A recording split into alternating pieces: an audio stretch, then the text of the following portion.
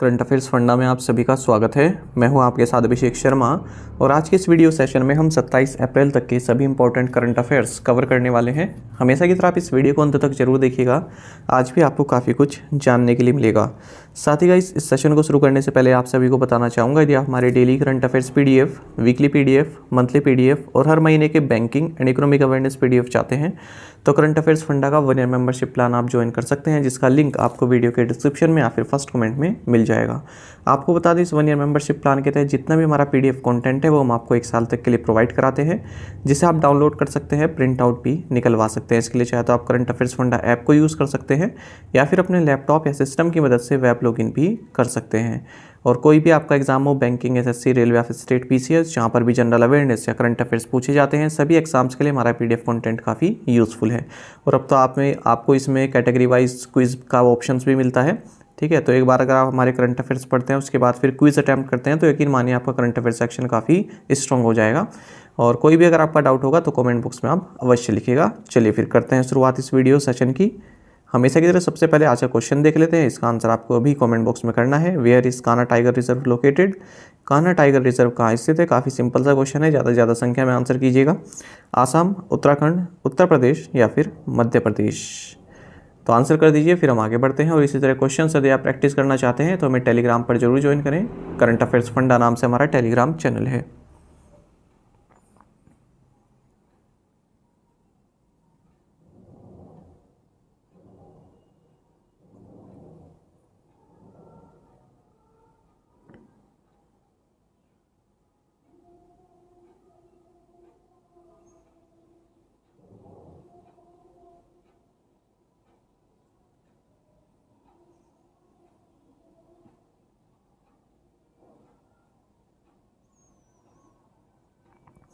Who has been appointed as an ambassador for the 2024 ICC Men's T20 World Cup? 2024 ICC पुरुष T20 विश्व cup के लिए ambassador किसे नियुक्त किया गया है?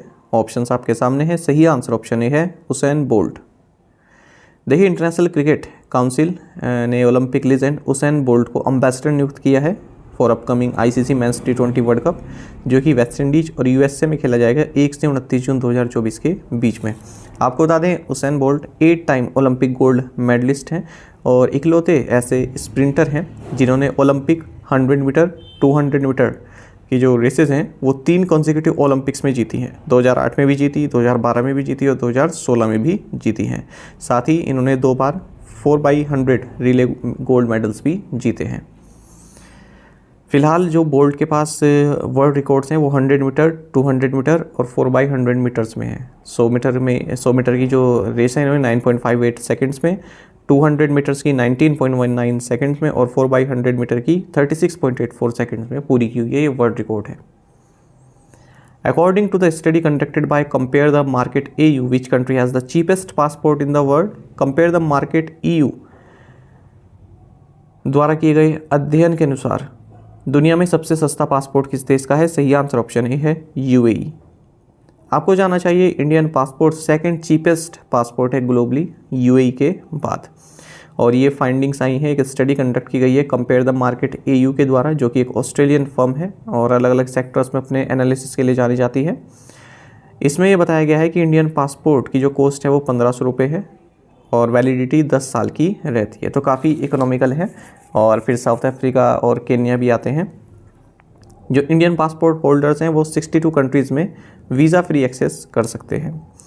इस स्टडी में ये बताया गया है कि जो मैक्सिको का पासपोर्ट है सबसे एक्सपेंसिव है ग्लोबली और इसकी फ़ीस पड़ती है $231.05 US और 10 ईयर की वैलिडिटी होती है। फिर उसके बाद ऑस्ट्रेलिया का आता है। What is the title of the film by Chidanand Naik, a student of FTII, that has been selected for the 77th Cannes Film Festival? FTII के छात्र चिदानंद नाइक की फिल्म का शीर्षक क्या है जिसे 77वें कांस फिल्म महोत्सव के लिए चुना गया है? ऑप्शंस आपके सामने है। सही आंसर ऑप्शन डी है, Sunflowers were the first ones to know. आपको जानना चाहिए कि Sunflowers were first ones to know ये एक फिल्म है चिदानंद नाइक द्वारा, जो कि स्टूडेंट है film and television institute of India FTII के। तो इसको सिलेक्ट किया गया है ला सिनेफ कम्पिटिटिव सेक्शन में 77th Cannes film festival France के लिए। ये इकलौती फिल्म है जिसे लास्ट इन सेक्शन के लिए जो है सिलेक्ट किया गया है। आपको बता दीजिए Sunflowers were first ones to know, ये एक स्टोरी है एल्डरली वुमेन की, जो कि गांव के जो भी मेल चिकन होते हैं, रोस्टर जिन्हें बोलते हैं, तो उनको चुराया करती थी। ठीक है, उसके बाद फिर इसको जो है इसकी पूरी फैमिली को एक्साइल कर दिया गया, मतलब बाहर भेज दिया गया गांव से। Which airline has Air India partnered with for a code share agreement, Air India ने कोड शेयर समझौते के लिए किस एयरलाइन के साथ साझेदारी की है? ऑप्शंस आपके सामने है। सही आंसर ऑप्शन डी है ऑल निप्पॉन एयरवेज, ANA। आपको जानना चाहिए Tata group own air India, इन्होंने एक कोड शेयर पार्टनरशिप साइन की है जापान की ऑल निप्पॉन एयरवेज के साथ। With the code share effective for travel from May 23, Air India and All Nippon Airways passenger can fly to their desired destination by combining those flights between India and Japan with a single ticket. What is the name of the Indian naval sailing vessel that completed a historic transoceanic expedition? भारतीय नौसेना जहाज का क्या नाम है जिसने एक ऐतिहासिक ट्रांसओशियनिक अभियान पूरा किया? सही आंसर ऑप्शन बी है INSV तरीनी। देखिए इंडियन नेवल सेलिंग वेसल तरीनी, इसमें 2 वुमेन ऑफिसर्स भी रही। ठीक है, और हाल ही में ये वापस लौट गए हैं अपने गोवा का जो बेस पोर्ट है, और इन्होंने हाल ही में एक ऐतिहासिक ट्रांसओशियनिक एक्सपीडिशन को पूरा किया है जो कि 2 महीने तक चला। तो जो 2 वुमेन ऑफिसर्स रही इस वेसल पर, ये हैं लेफ्टिनेंट कमांडर दिलना के और लेफ्टिनेंट कमांडर रूपा ए। दोनों इंडियन नेवी से हैं और डबल हैंडेड मोड पर दोनों ने जर्नी पूरी की है, और भारत से पहली बार है जिन्होंने इस तरह की ट्रांसओशियनिक एक्सपीडिशन जो है पूरा किया है। आपको बता दें ये जो तरीनी वेसल है ये INS मंडोवी गोवा से जो है पोर्ट लुइस मॉरिशस के लिए रवाना हुआ था 28 फरवरी को, और अब 2 महीने बाद वापस लौटा है।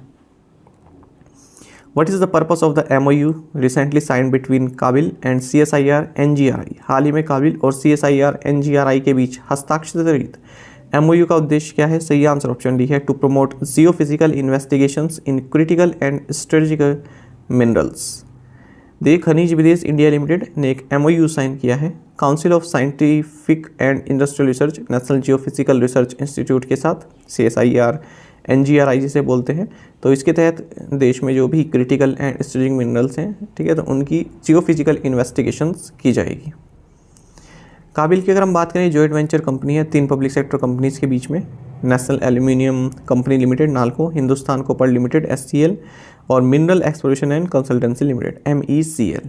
ठीक है, मिनिस्ट्री ऑफ माइंस के तहत ये आती है। हाल ही में एक एग्जाम भी होता शायद बैंक का, उसमें पूछा गया था, ये खनिज विदेश इंडिया लिमिटेड से संबंधित ही एग्जाम कुछ एक MOU साइन हुआ था उस वक्त, तब पूछा गया था ये question. Where was the 6th edition of the, मतलब ये क्वेश्चन नहीं था, इसी तरह का MOU साइन किया था खनिज विदेश इंडिया लिमिटेड ने, तब पूछा गया था। Where was the 6th edition of the International Conference on Disaster Resilient Infrastructure ICDRI 2024 held? आपदा प्रतिरोधी बुनियादी ढांचे पर अंतर्राष्ट्रीय सम्मेलन 2024 का 6ठा संस्करण कहाँ आयोजित किया गया? सही आंसर ऑप्शन सी है न्यू दिल्ली।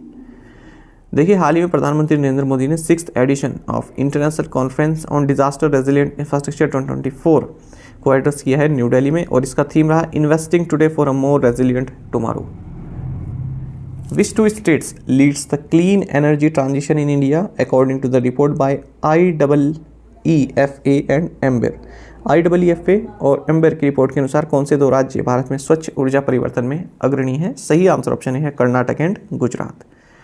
देखिए कर्नाटक और गुजरात ये क्लीन एनर्जी ट्रांजिशन में टॉप के स्टेट हैं, लेकिन झारखंड, बिहार, वेस्ट बंगाल और उत्तर प्रदेश इन्हें अपने एफर्ट्स जो हैं बढ़ाने की ज़रूरत है, ऐसा एक न्यू रिपोर्ट में कहा गया है।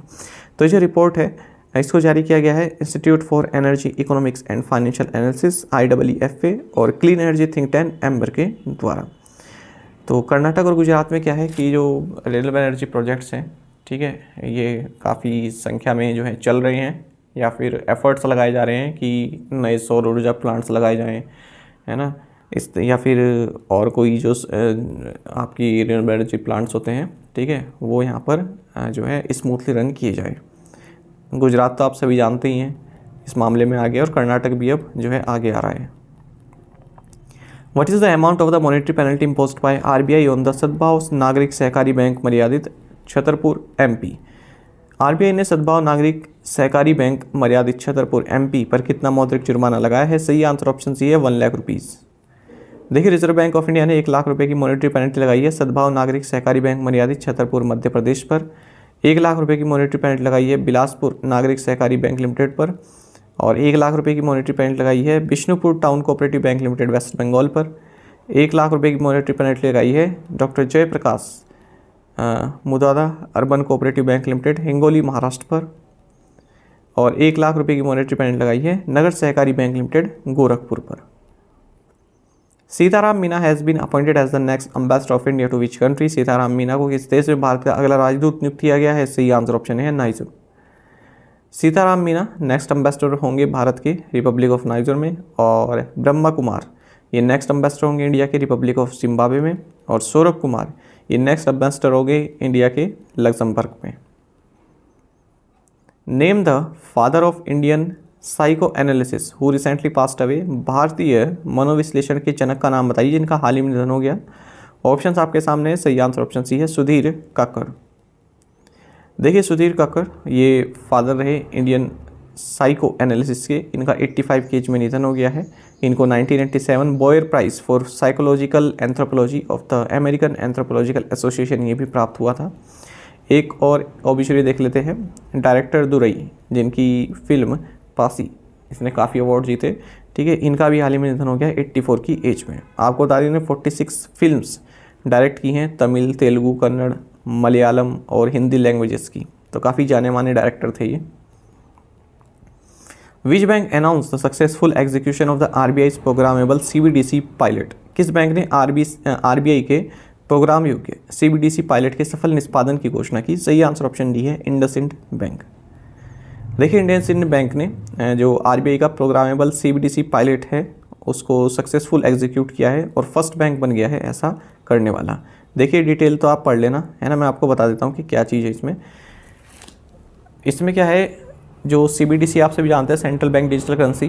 तो एक एग्जांपल के थ्रू अगर मैं आपको बताऊं, जैसे कोई किसान है, ठीक है, तो उसने जो सस्टेनेबल प्रैक्टिस की है ना, तो उसके लिए एक उसके डिजिटल वॉलेट में कुछ क्रेडिट उसको भेज दिया गया, ठीक है, प्रोग्रामेबल सीबीडीसी क्रेडिट उसके वॉलेट में भेज दिया गया, तो वो उसको यूज़ कर सकता है, ठीक है, मतलब एक तरह का पैसा ही भेज दिया गया, वो डिजिटल करेंसी उसके अकाउंट में भेज दी गई, वो उस डिजिटल करेंसी को यूज़ कर सकता है। प्रोग्रामेबल लिखा है ना, तो प्रोग्रामेबल की गई है मतलब उसके अकाउंट में भेजी गई है, इंटेंशनली भेजी गई है क्योंकि उसने कुछ ऐसी सस्टेनेबल प्रैक्टिस की है, ठीक है, तो भेजी गई है। अब उसको डिजिटल जो वॉलेट में वो करेंसी है वो उसको यूज़ कर सकता है, लेकिन क्लीन एनर्जी टाइप के जो ख़रीदारी है उसके लिए, मान लीजिए उसको कोई सीड लेने हैं, ठीक है, जहाँ पर वाटर ऐसे सीड लेने हैं जिस फसल के लिए जो है पानी कम लगता है, ठीक है, तो वहाँ पर वो यूज़ कर सकता है उस डिजिटल करेंसी को। या फिर कोई ऐसा उपकरण लेना है जिससे जो है कार्बन उत्सर्जन कम हो, ठीक है, तो उसको ख़रीदने के लिए वो उस डिजिटल करेंसी को यूज़ कर सकता है, ठीक है, तो ये उसके वॉलेट में अपने आप आ जाते हैं। तो इसलिए प्रोग्रामेबल लिखा है, ठीक है, क्योंकि अपने आप भेज रहे हैं ना उसको, कुछ उसने ऐसी सस्टेनेबल प्रैक्टिस की हैं, ठीक है, कुछ उसने ऐसा काम किया है सस्टेनेबल जिससे कि उसको क्रेडिट मिला है, तो वो क्रेडिट उसके डिजिटल वॉलेट में आ गया है। अब उसको वो यूज़ कर सकता है सस्टेनेबल खरीदारी के लिए ही। Which agency release the report title the state of the climate in Asia 2023? किस एजेंसी ने एशिया में जलवायु की स्थिति 2023 शीर्षक से रिपोर्ट जारी की है? सही आंसर ऑप्शन डी है वर्ल्ड मेट्रोलॉजिकल ऑर्गेनाइजेशन। देखिए, वर्ल्ड मेट्रोलॉजिकल ऑर्गेनाइजेशन WMO, इन्होंने एक रिपोर्ट में कहा है कि जो एशिया है वर्ल्ड की मोस्ट डिजास्टर रीजन रहा है 2023 में, और कैजुअलिटीज़ भी यहाँ पर हुई हैं, इकोनॉमिक लॉसेस भी हुई हैं floods, storms and heat waves के कारण। तो रिपोर्ट का नाम रहा था state of the climate in Asia 2023, और जो national meteorological and hydrological services के इनपुट्स हैं उसके आधार पर ये रिपोर्ट जारी की गई है। इसमें बताया गया कि बे ऑफ बंगाल जो इंडिया के वेस्ट ईस्टर्न कोस्ट पर है, यहाँ पर जो सी लेवल राइज देखने के मिला, ये सेकंड हाईएस्ट राइज रीजन में पिछले साल 30% अबव रहा है ग्लोबल एवरेज के। और जो टेम्परेचर का जो राइज हुआ है ईस्टर्न एंड नदर्न इंडिया में, ये भी हाईएस्ट रहा है। और जो प्रेसिपिटेशन है ये भी नॉर्मल से कम रही है 2023 में पूरे एशियन रीजन में। When is the national Panchayati Raj day celebrated in India? Bharat में राष्ट्रीय पंचायती राज दिवस कब मनाया जाता है? सही आंसर ऑप्शन ए है अप्रैल 24। देखिए, मिनिस्ट्री ऑफ पंचायती राज ने नेशनल पंचायती राज डे बनाया है 24 अप्रैल 2024 को। इसी मौके पर एक national colloquium on grass root governance, इसको भी ऑर्गेनाइज किया गया है।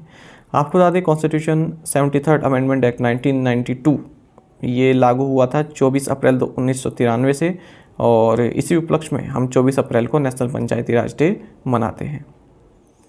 नेशनल पंचायती राज डे 24 अप्रैल को साल 2010 से ये मनाते आ रहे हैं। प्रीवियस असाइनमेंट क्वेश्चंस के आंसर देख लेते हैं। 34th Seng Khihlang festival held in which state? Meghalaya. Name the world's richest Hindu temple trust? Tirumala Tirupati Devasthanam, जो कि आंध्र प्रदेश में है। The rampage is an air to surface missile developed by which country? Israel. The first international rainbow tourism conference was held in which country? Nepal. A new species of tiger cat, the clouded tiger cat, has been discovered in which country? Answer is Brazil. आप में से कई students ने बिल्कुल सही answer किया है। इसी तरह से आप पार्टिसिपेट करते रहिए। किसी कारणवश मैं बाहर गया हुआ था, इसलिए क्वेश्चन आज कम ही लिए हैं, ठीक है, क्योंकि इतना समय नहीं मिल पाया बनाने के लिए। आज के असाइनमेंट क्वेश्चन देखते हैं। Where has the archery world cup 2024 begin? What type of approval has PayU received from the Reserve Bank of India? New bank Revolut India gets in principle note for what type of licence from RBI? What was the code name of the Indian Army operation to take full control of the Siachen Glacier in Ladakh? Which institutions collaborated for Surya Tilak mechanism at Ayodhya's Ram Temple on the occasion of Ram Navami? इन पांचों questions के answer आपको comment box में करने हैं। यदि आपको एक question का आंसर भी आता है तो भी आप हमें कमेंट बॉक्स में अवश्य बताइएगा। ज़्यादा से ज़्यादा संख्या में पार्टिसिपेट करने की कोशिश किया कीजिए। साथ ही करंट अफेयर्स फंडा को आप टेलीग्राम पर भी ज्वाइन कर सकते हैं। यहाँ पर रेगुलर वीडियो अपडेट्स और करंट क्विज हम आप सभी के लिए डालते रहते हैं। साथ ही डिस्कशन ग्रुप में आप किसी भी क्वेश्चन का सोल्यूशन पा सकते हैं। दोस्तों, हमारे करंट अफेयर्स की प्लेलिस्ट दी गई है, इसको आप जरूर देखें। अपने दोस्तों के साथ, फेलो एस्पिरेंट के साथ हमारे करंट अफेयर्स को शेयर जरूर करें। आज का ये सेशन आपको कैसा लगा आप कमेंट बॉक्स में अवश्य बताइएगा। Thank you guys.